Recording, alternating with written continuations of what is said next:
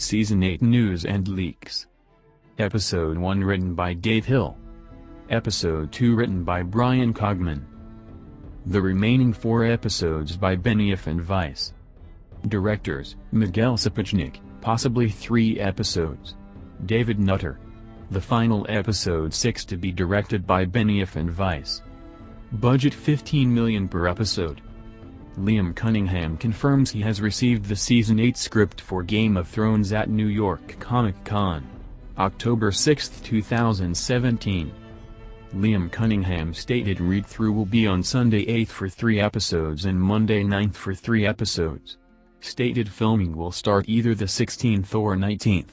Also stated he is getting the script on Monday or Tuesday next week since vid was Saturday 30th Sept. He should have received scripts on the 2nd or 3rd October. Irish Thrones report security screens, blocking all views, around Winterfell set Moneyglass.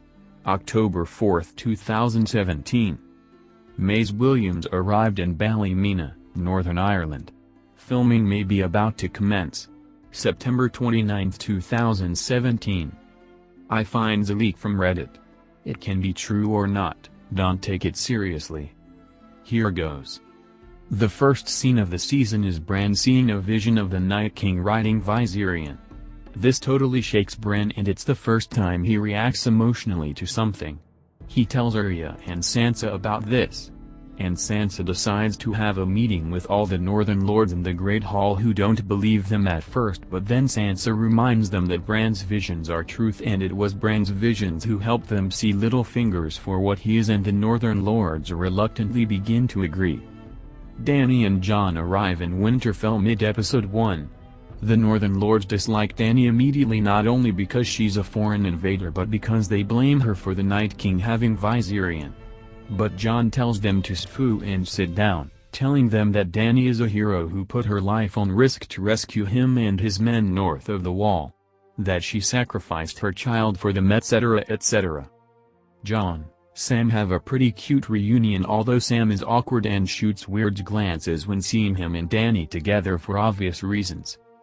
Jon/Bran's reunion is tense as Dany is also present in their scene together. Bran is so troubled by the Night King having a dragon that he doesn't tell Jon about his parentage yet. Dany asks Bran what else he knows, but Bran just says that they need her now more than ever with the Wall no longer to protect them.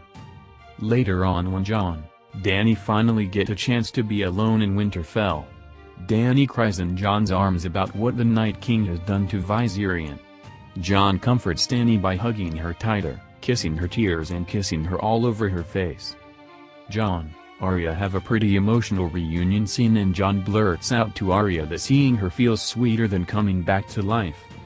Arya likes Dany immediately because she reminds her of Visenya. Sansa not so much at first, but over a couple of episodes she warms to Dany too, as she sees Dany genuinely cares about humanity.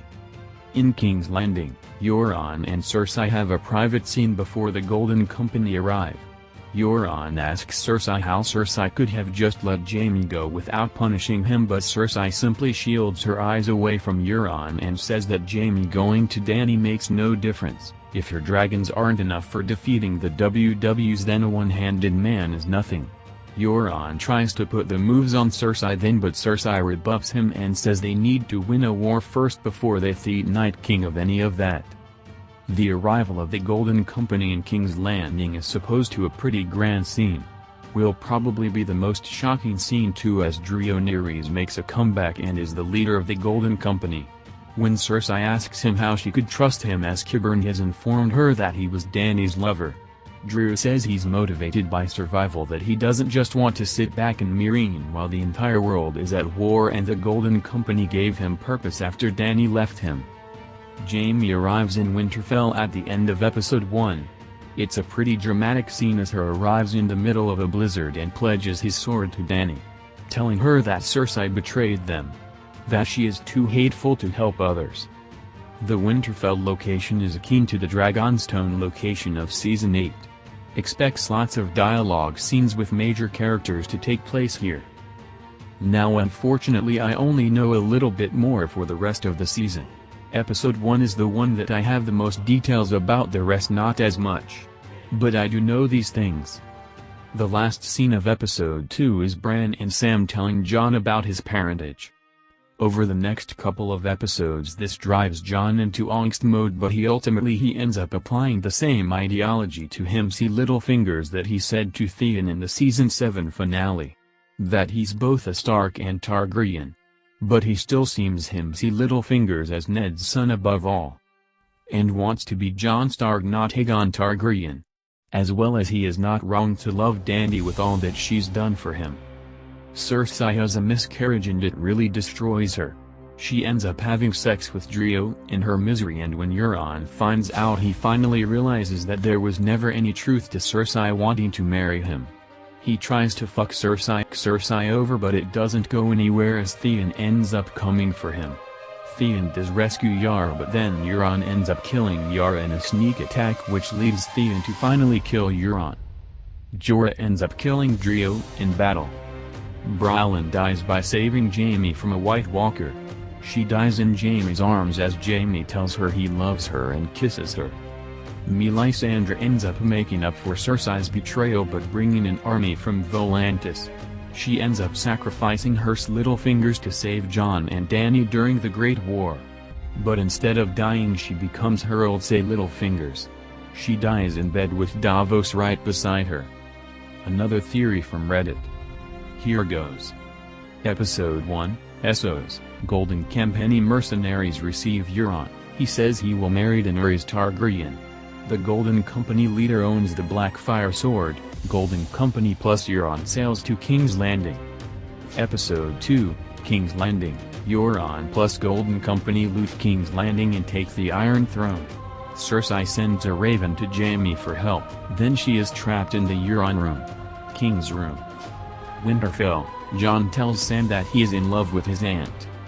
The survivors of the castles that were destroyed arrive in Winterfell. Sansa is worried about the supply. Brienne trains Jaime, they are getting closer. Varys suspect Tyrion loyalty after Cersei betrayal. Jon tells Daenerys that he is the son of Rhaegar and Lyanna. There is a tense discussion. A large hut is built for the Dothraki. They are not enduring the cold. Daenerys is moved. Jon tells Arya to protect all the women and children in the Winterfell crypts. There is a dialogue between Gendry and Arya. She is arrogant. Ruler army arrives in Winterfell. Bran tells everyone that the Night King is near Winterfell. Jaime receives the crow from Cersei. He burns the letter and goes to the battlefield. Long night, the Dothraki cannot fight and are annihilated. Jaime is killed by a White Walker. He dies in the arms of Brienne. She dies next.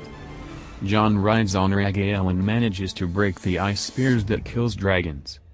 Clegane, Jon, Beric and Jorah manage to kill all with walkers. Only the Night King remains.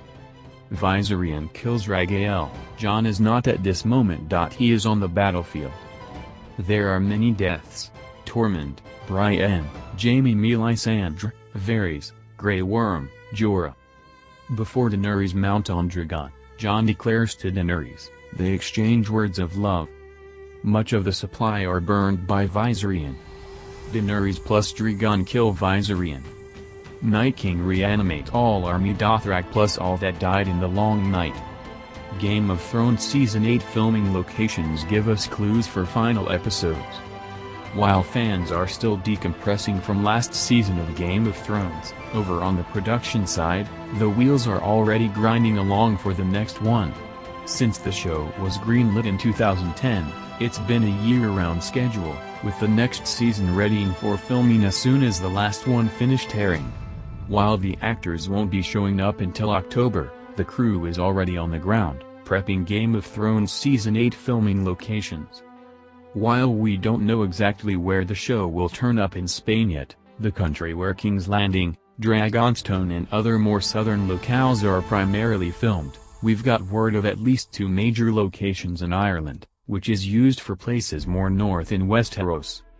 Even before the season ended, word was that crew have been seen in Moneyglass, where the Winterfell set is still sitting, waiting to be used for the final stretch of episodes. That the show will return to Winterfell for the final stretch is not a spoiler.